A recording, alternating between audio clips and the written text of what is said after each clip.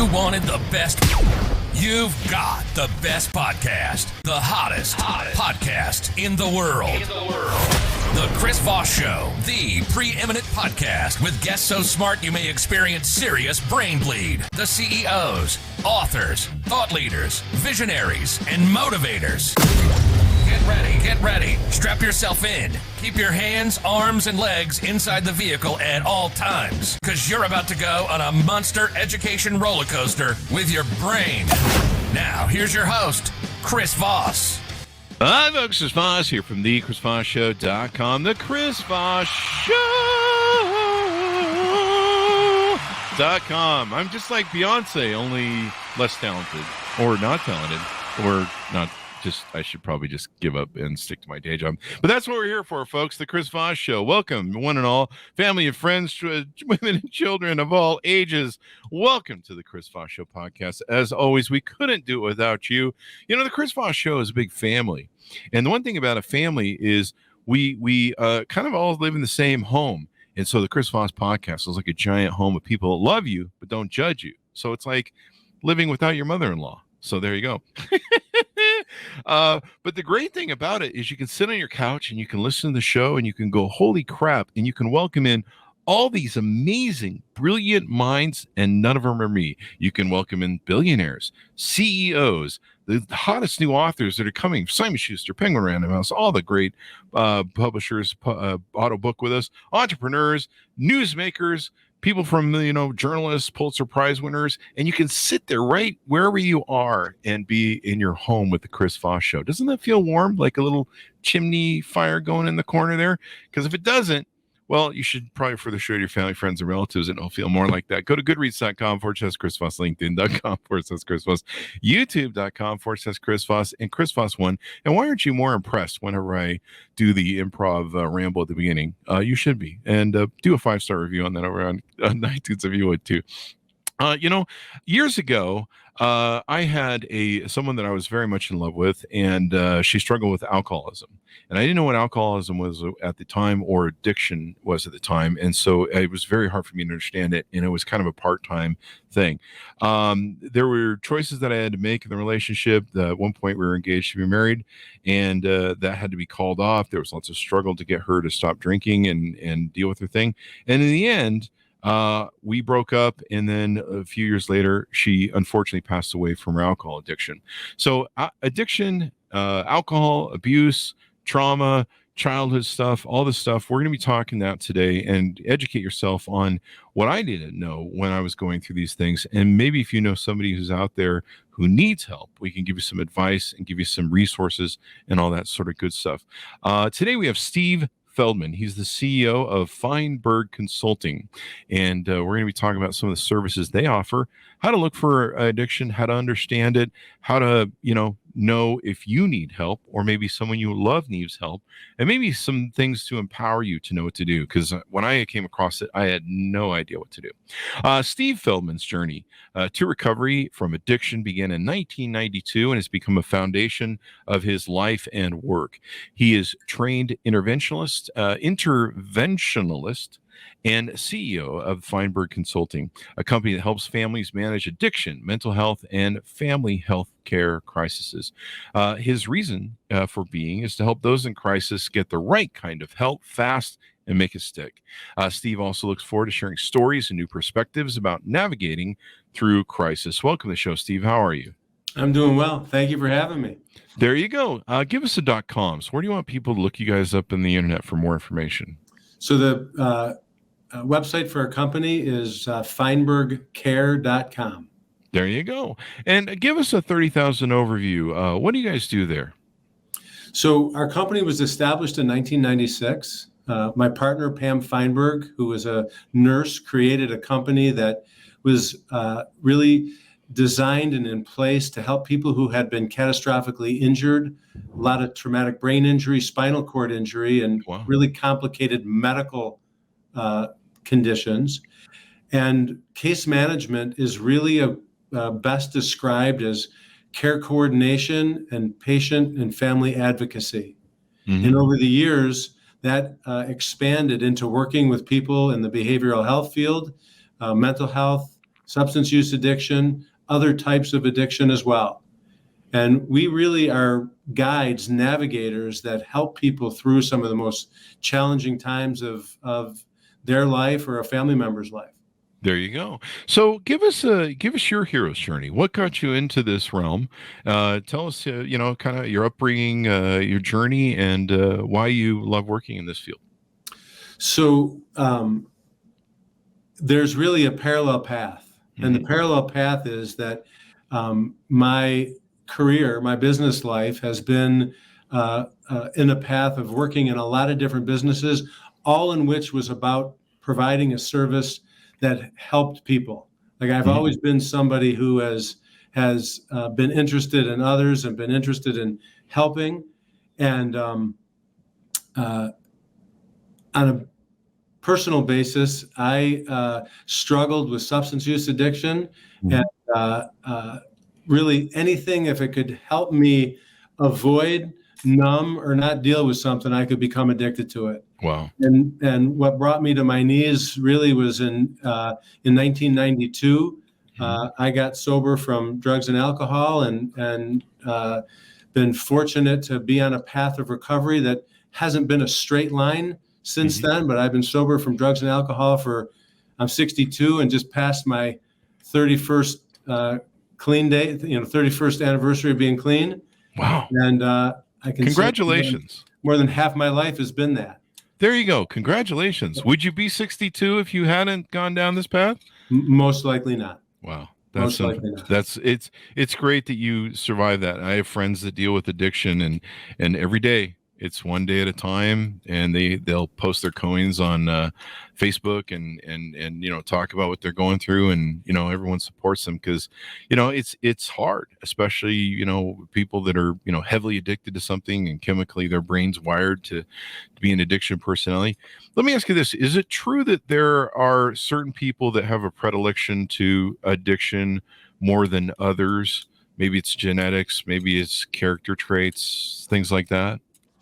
Yeah, the answer is yes. And, there is both genetic and environmental issues that play into somebody's, where somebody lands. And,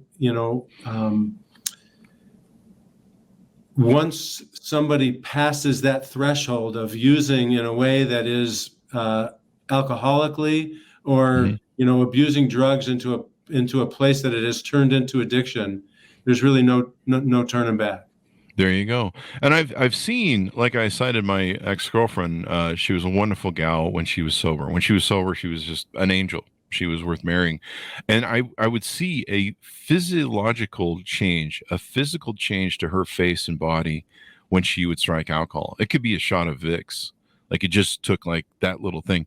And she would go, it's probably what Dr. Jekyll and Mr. Hyde and Dr. Jekyll and Mr. Hyde was formatted on, because she would go from being the nicest person to just being the meanest. She was just one of those mean drunks, like not fun, mean, like, and her face would contort. You would almost have a different person. And so it was kind of interesting to see how that worked in some sort of addiction, a formative sense. Listen, you bring up something that is really powerful, because one way to look at this is that the person that you described that was so important to you, that you cared for, that you loved, that you wanted to be close with, was the authentic person that she was. Yeah. And that the addiction or alcoholism really hijacked her. And the brain actually goes through a change that the decisions that are made, the things that are said, the behaviors are not the person that you really knew. Wow. Now, it doesn't excuse those behaviors, because everybody's responsible for what they do, but it certainly explains it, because there is a really a hostage that is taken by the disease. There you go. So you talk about the transactional nature of medicine these days. What do you see in that, and how do you guys maybe do things differently? So, you bring up a really great point, and the system in many cases is set up in a way that there are different people who have different specialties that have a particular thing that they work on, and they go from A to B, but they don't go from B to C. Oh. And it's very transactional in nature. And what I mean by transactional in nature is if you're going to the doctor, you fill out a bunch of forms, you sign in, they call you back, and you see the doctor, and then you leave, and you maybe get given a list of follow-up and things that are needed, and it's up to you to manage it. And then you may see another provider for another issue, and it's also transactional. What we really believe in is that, especially with complex situations in the mental health world that maybe are co-occurring with medical issues or co-occurring in mental health with addiction, that transactional relationships aren't enough, that it's really relational. And relational means getting with somebody to look at the big picture and being alongside in a way that helps navigate through some of the most difficult and challenging things that somebody's facing. There you go. And you guys also deal with behavioral or process addiction. What is that exactly? So a process addiction could be something that isn't dependent upon a substance, but more of a behavior. So a process addiction could be like gambling. It could be shopping. It could be sex. Yeah. Right. I laugh a little bit. I probably shouldn't laugh because I've lived in Vegas for 20 years. So I know what gambling addiction looks like, and it's pretty ugly. And it's pretty rampant there too. So I know how prevalent that can be. And then you guys do mental health disorder. So you guys have probably a room for me somewhere over there. Listen, we all have some level of challenges with mental health. And, it's been prevalent for a long time. The things that took place during the pandemic only exacerbated it, increased so much anxiety, increased so many people that were isolated, that were alone on their own island, that became depressed. And then there were behaviors as a result of that discomfort that didn't help things. And, we face often co-occurring disorders. So it's not just somebody has an issue with alcohol. It could be alcohol and anxiety. And it could be that the alcohol is used to numb, to comfort the anxiety. But that use of alcohol then becomes something that creates other unintended consequences.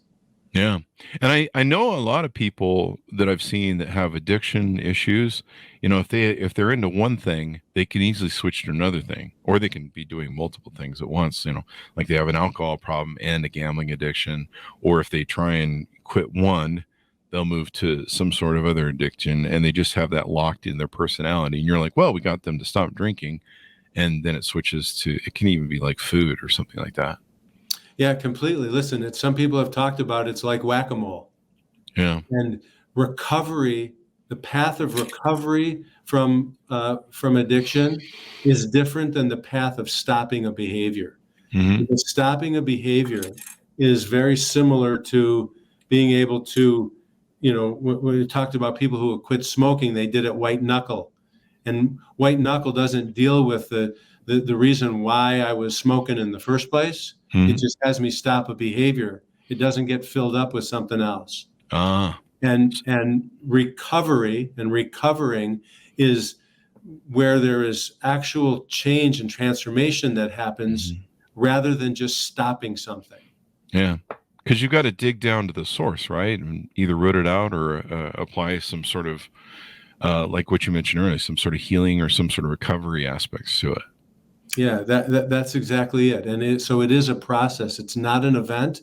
When somebody gets to the point where there are consequences as a result of their behaviors or use, there's no quick fix. There you go. And addiction is about instant gratification. And recovery is about something that is a process that takes place a little bit at a time. And I think a lot of people are trying to either hide traumas or they're trying to hide feelings or issues that they have. And what maybe when we look at people, because I know I was challenged by this, you think, well, the alcohol is the problem, and in trying to understand them, you realize that there's something deeper that's unresolved, that's unfixed, and it's easy to get distracted by, well, if we could just get them to stop drinking alcohol. It really comes down to, like you say, the deeper thing to that. I had heard a statistic once that many people that suffer from drug addiction that go into rehab have sexual childhood trauma or have some sort of childhood trauma. We've talked about that a lot on the show with a lot of doctors that have been on the show. Is that true? Yeah. So let's, if we take trauma, Mhm. there is the kind of trauma that you just talked about, sexual trauma, or the, witnessing war and death, PTSD. car accident, right? Though, Mhm. though that's complex trauma. Mhm. But if we also look through a bigger lens, there is also developmental trauma. And developmental trauma, in a way, can be described as something that is something less than a nurturing experience. Oh, wow. And as a coping mechanism, in many cases, substances or behaviors are sought out. Wow. So if you think about it, if you take away the substance or behavior, but you don't treat the underlying cause or situation, what ends up happening is you could leave somebody in a really, really difficult place, really Mhm. painful and uncomfortable place. And I really believe one of the reasons why there is, in many cases, a high recurrence of use, when somebody has all the consequences in the world to stop, they Mhm. stop, but the underlying cause is not being addressed and is not being healed. Mhm. And it just becomes recurrence after recurrence after recurrence, Yeah. which creates a lot of shame for people. Mhm. It's And very tough. yeah, Now you mentioned you guys work with families and stuff, and I guess individuals as well.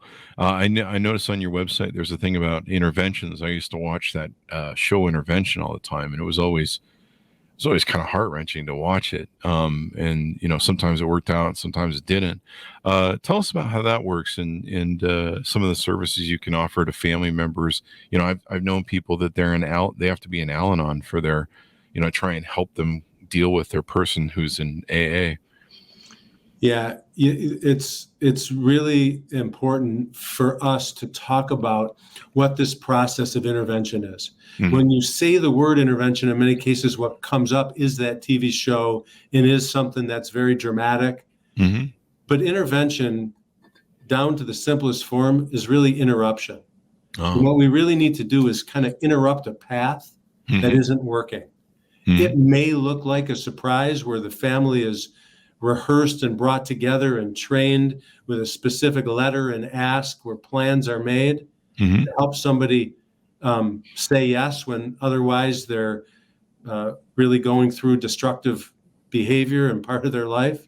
Mhm. But it could be as much as really helping the family get on the same page of what they're asking their loved one to do. Yeah. It's kind of a way of, it just occurred to me, it's kind of a way of providing a bottom without having them hit rock bottom, maybe. Is that maybe? That's really great what you said, because it's talked about all the time that somebody has to hit bottom Yeah. to want to change. Yeah. Well, if we want to use that, then we can say, okay, but we want to raise the bottom. Yeah. Because if we, as a family or somebody close to the person of concern, is in any way enabling or allowing the behavior or disease to continue, Mhm. then the bottom is lower. Mhm. And the bottom, in many cases, can be death. Yeah. It can be jail. It can be, hospitalization or being institutionalized. Mhm. And what we want to be able to do is we want to be able to create an environment around that person that raises the bottom. Mhm. So, enabling somebody is being able to provide things for them that allows the addiction or behavior to continue. There you go. We want to help train families to be the kind of environment that raises the bottom. So you guys help train the family too, and how to cope with it, how to deal with it, how to counteract maybe some of the sociopathic aspects or narcissists, or, I've seen the trips that people that they're very manipulative sometimes with addiction that they'll play on the family, like when I watch the show. So you help people kind of get mastered on that. Listen, a great way to talk about that is that the family really is the environment in which we want something to grow. Mm-hmm. So, I'm in Michigan. If I want to grow a cactus, no matter how bad I want that cactus to grow, cold, wet weather is not going to have that happen. That's true. You guys if we do want that. to get a healthy family member to grow and recover, there's a certain environment that's needed. And that environment is loving, is compassionate, is dignified, is direct, kind of courageous. And in many cases, when families come to us, there's anger and resentment and emotional outbursts and threats. That's not the environment to help somebody shift their behavior, their decisions. There you go. I like the family coaching part that you guys offer as a service, because that makes sense, because those are the people who are going to continue to interact with that person. I remember my ex's mom was in Al-Anon. She had to be in Al-Anon for her father, or her husband at the time, my ex's father, and then for her daughter. And being a caregiver to these people can be a challenge. And all that sort of good stuff. Do you guys deal with holistic Let me interrupt you and say Sure. that Al-Anon is something that is such a positive support group for people to not only learn and get education, but to lean on and get support and recognize they're not alone. Because the disease of alcoholism or addiction wants to have people think that their situations are unique, they're alone, and they're different. And the opposite of addiction is really connection and community, and Al-Anon is able to provide that. So that's a really, really valuable tool. Yeah. It's part of what, in most cases, gets recommended to family members. Any sort of training because like when I came across addiction, man, I had no training. I had no idea. And it was hidden so well. Like I didn't know she was drinking. She had it hidden underneath the sink in the detergents. And like I said, it was like, I couldn't figure out, like, why does Friday she go off the rails Friday to Monday, and we're fighting and she's bitter, and like, and at first you just think, well, I must have done something wrong as a dude. So you guys deal with process addiction. This is kind of interesting. We should share out. There's exercise addiction. Boy, I don't have that problem. Food addiction. Might have that problem. Gambling addiction, porn addiction, sex and love addiction, shopping addiction. I actually had one of my employees years ago that had a shopping addiction problem, and she was married with kids, and we started getting these, wage garnishments that were coming into the office for her. And we're like, she seemed like a, I don't know, you can't really say, well, she didn't seem like a person who had bad credit, but she had a family, a husband and kids. And suddenly we started getting these things for these garnishments. And I went to her and I said, we're getting these garnishments. We're gonna have to withhold this from your check. And she was kind of upset. She's like, please don't tell my husband. And I'm like, what do you mean? You're married, your husband, doesn't he know about this? And she's like, no, he doesn't know. And she had a shopping addiction. And we were getting like a lot of these bounce checks, I guess they were, or something, credit cards maybe in default. And that's what she had. Technology addiction. I think 90% of the people have that now. Video game addiction. That might be mine. And work addiction. So there you go. That might also be mine too. I also want to make a distinction in all of this, because there is a difference between abuse and addiction, right? And abuse is something that has an impact, that's getting in the way of something, that in most cases can be recognized and said, I'm spending too much time on my phone. I want to back off, and you make those changes. That's abuse that's been intervened on by, hey, I'm committed to doing this. Addiction is, I have that conversation, or somebody has that conversation, I agree with it, or I deny it, or whatever the case may be, but I continue to do it. Yeah. And I continue to do it into a way that begins to impact and affect other things in my life. There you go. Let me ask you this, because I had an argument with a friend once, because there was a point in my life where I was drinking half a bottle of vodka about every night or every other night. And I was never, in my mind, I was never addicted to it. Now, I'll let you correct me here. But my friend, I would just do it. But if I ran out of vodka, I wouldn't get the Jones. I wouldn't shake. I wouldn't lose my mind. In fact, half the time I'd just be lazy and go, I'll just get some more tomorrow night or whatever. And just didn't care. But I abused it pretty heavy for a good 10, 20 years. And I'm a big guy, so I can consume, I was even bigger then, so I could consume a lot of alcohol. And I have a high, what would you call it? Resistance to drugs. Like a lot of drugs are just candy. I'm just like, this does nothing for me. But booze was my one little agent. But, my friend said to me one time, because he had a smoking addiction, when he would not smoke, he would Jones. Like he would start shaking, start losing his shit. And I'm like, I think you have an addiction. I just have abuse. And I know what I'm doing. I'm abusing this. Are those two really different things?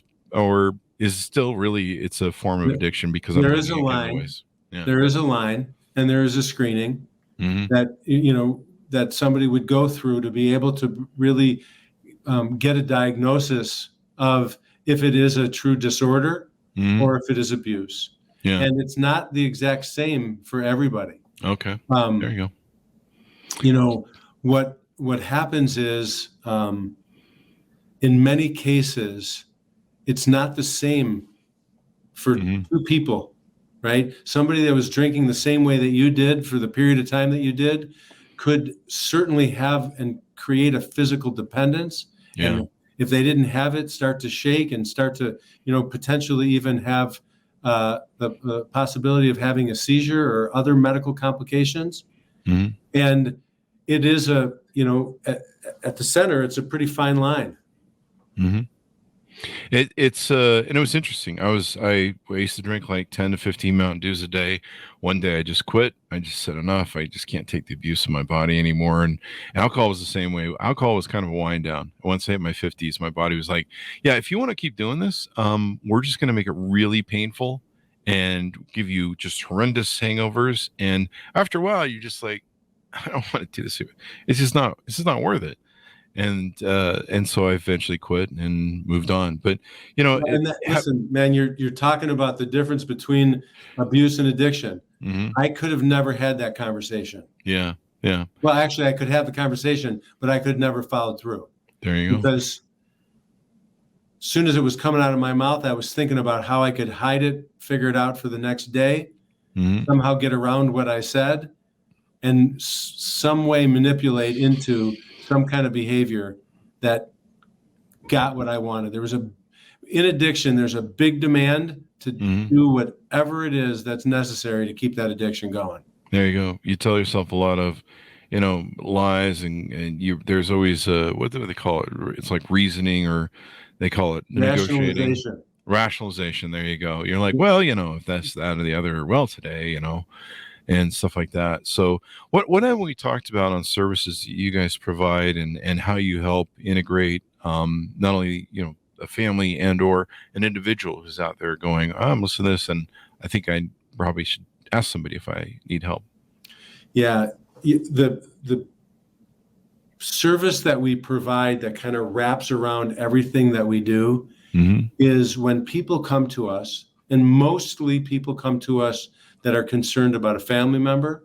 But, periodically we get somebody that is concerned about themselves and ready to make changes. What we want to do is first gather information and get a real full, thorough assessment of not just the person of concern, but the whole family. You talked about trauma before.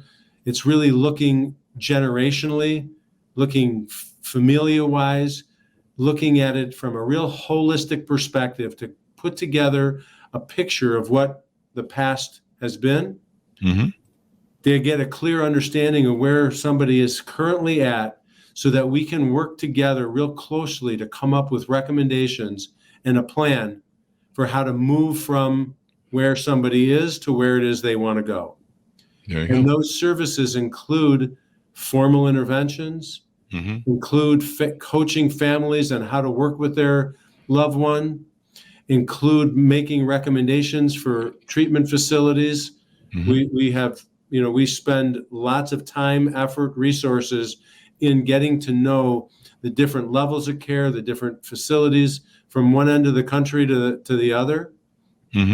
And then really being able to provide ongoing management consultation kind of direction to help people have a light shined out in front of them to deal with things that we're not necessarily trained on how to do.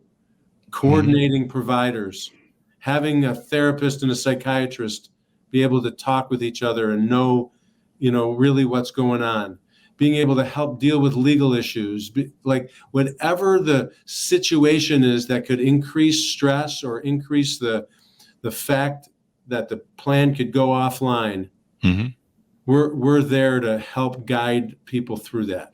There you go. And we've kind of touched on this a little bit before, but why is it more important that people approach professionals like you, reach out for help that way, as opposed to just Googling symptoms or talking to a neighbor or friend and says, hey, you should probably, read a book on positivity or something. It's a great point, because we're in an age right now where the greatest resource of all is a couple keystrokes away from getting information on the internet. Yeah. And there is good information on the internet about a lot of things, and a lot of things even in this world, in this realm. The problem is there's also a ton of things that are not good. There's players in this arena that are not good players. Yeah. There's a lot of money in this in the field of rehabilitation and treatment centers. And it's hard to navigate through what is the right fit, what is the right provider clinically, ethically, morally. And I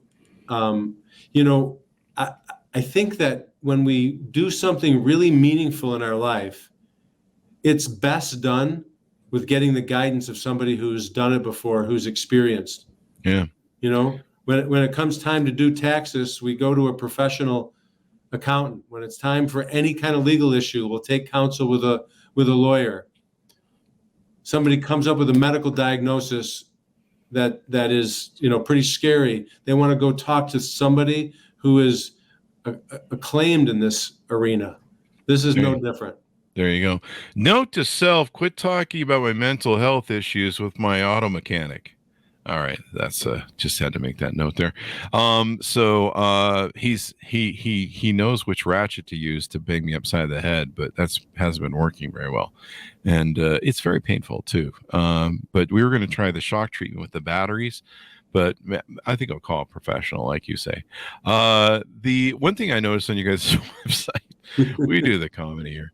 One thing I noticed on your website is the seniors portion of services and aging. Talk to us about what you guys offer there. The type of service, advocacy and coordination of care is the same. We work with seniors that come up with complex medical issues. Many cases, there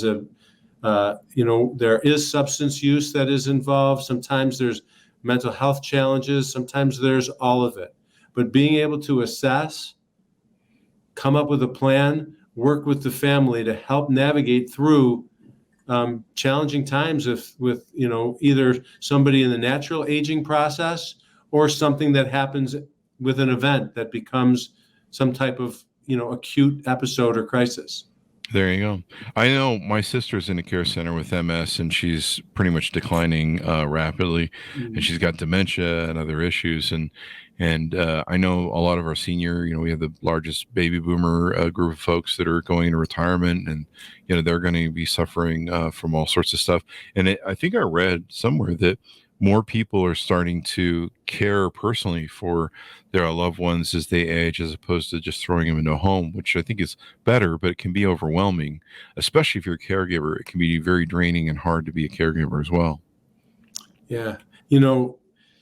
Providing care and having it be dignified for a loved one is really super, super meaningful and important. Mm-hmm. And the other thing is being able to collapse, being a child, an adult child of an aging parent, and being a son or a daughter versus being a caregiver is something that often becomes the breeding ground for burnout for a family member. And we find ourselves in many cases getting calls from burned out family members that are, the only ones providing direct care for their parents. There you go. And it can burn you out. It's hard. You almost need counseling and preparation and, time out. I see my mom going through that with my sister, and she, a lot of these care centers need a lot of help, especially now they're struggling to staff up. And so there's that. As we round out, correct me if I'm wrong, but I know one problem with people who have issues, addictions, traumas, things of that nature, is sometimes they feel incredibly alone, and reaching out to professionals like you guys, asking for help, meeting other people that have like yourself that have had addiction and overcome it, and could be a guiding hand. I think that's really important, is to realize you're not alone and not feel isolated, but you have to reach out. Do I have that right? You do. And, from a professional standpoint, some of the things that we hear about all the time is a client or a family member would say, listen, I wish I would have known about you sooner. Yeah. I've tried so many things before and nothing has ever worked. And being able to reach out to a company that has the experience, has that relational feel to it, and can help us navigate through has made just a huge difference. Mm-hmm. In many cases, even before we decide, somebody decides that they want to use our services, by connecting and talking about what's going on, they start to feel relief already. Yeah. And in short, connection is what helps people thrive, and disconnection is what helps dysfunction, addiction continue to grow. And maybe some people, this is probably something we should bring up for people, is maybe sometimes they feel, if they're a mother of a child who's addicted, or a father, they feel some shame. They don't want people to know. It's harder to reach out for help and say, hey, I need help with my son or daughter. But you're really managing a tiger that you're not trained to deal with. And it really becomes time to call on the professionals, I think. Yeah. The whole stigma and shame piece is really challenging. Is what we know about mental health diagnosis, conditions, and addiction is that it's not a moral failing. It's not a weakness. It needs professional help, and it needs to be talked about. And, I can say for myself that it is so important to be able to share a journey of, I'm somebody that was impacted significantly by substance use. I hurt my family. I caused all kinds of issues. I hurt myself. And it wasn't until it was brought to light, until I opened up and was, really kind of put in a corner. I didn't come willingly. But being able to share, disclose, be vulnerable, recognize that there's a need for help is actually powerful. Definitely. I'm sure you feel a whole more healthier. Your life's more fulfilling. Your body probably thanks you as well. I've kind of learned at 55, my body's kind of like, yeah, well, I guess we'll keep you around for a while now. And so that's really important. What do you think separates your consulting service and business from other people in the same sort of sphere? What are some tips or high points that you think are different? The most obvious is that we have both a medical staff and a behavioral health staff, and we're able to bring in medical consultation in really heavy behavioral health cases when there are medical issues. And also when we're dealing with complex medical, we can bring in a behavioral health staff. So really being able to look at it through the perspective and the lens of medical and behavioral health is something that sets us apart. And we're also the only behavioral health case management company in the country that is Joint Commission accredited. What does that mean? So Joint Commission is an organization that sets standards of best practices. Oh, okay. And is in the space for hospitals and rehab centers and other providers of medical and behavioral health services. There you go. It's a gold seal. Now, give us your locations, and then are there only certain areas that you cover, or do you cover the across the United States? No, great question. We have our office in Michigan in West Bloomfield, which is right outside of Detroit. And we also have an office in Delray Beach, Florida, in Palm Beach County. So we have staff in both of those places. And we also have staff in other parts of the country. Mm-hmm. We do a tremendous amount of work remotely. We did that virtually before the pandemic. And as virtual became something that was more available, accessible, and doable for people, that even increased. So we work nationally, and also we have resources and clients internationally. There you go. There you go. So give us your final thoughts, final roundup on what you guys do, how you do it, and pitch to anybody out there who needs to get in touch with you. Yeah. So, the place that our phone rings the most is when people are in some level of crisis. They've tried a whole bunch of things that hasn't worked before. There's some willingness with somebody in the family that wants something to be different. Mm-hmm. And it could be a complex medical condition. It could be a mental health situation. It could be addiction. It could be a combination of all of those. The first step is to reach out. Better to do it sooner than later. For us, it's really important, and we're a mission-driven company that wants to help people. If we're not able to help, we also want to be able to provide a value to point people in the right direction of the kind of resources that they may be able to contact directly. There you go. Well, Steve, it's been wonderful and insightful to have you on the show. Thank you very much for coming on. It's been my pleasure to be here, and thank you very much for having me. Thank you. And give us your .coms, where we want people to find you on the interwebs, please. So www.feinbergcare.com. And our telephone number is 877-538-5425. There you go. And there'll be a link on the Chris Voss Show blog as well.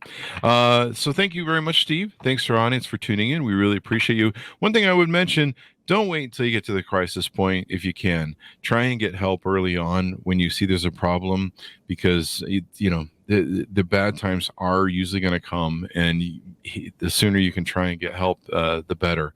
That's my recommendation, and I'm not a professional. Anyway, thanks for tuning in.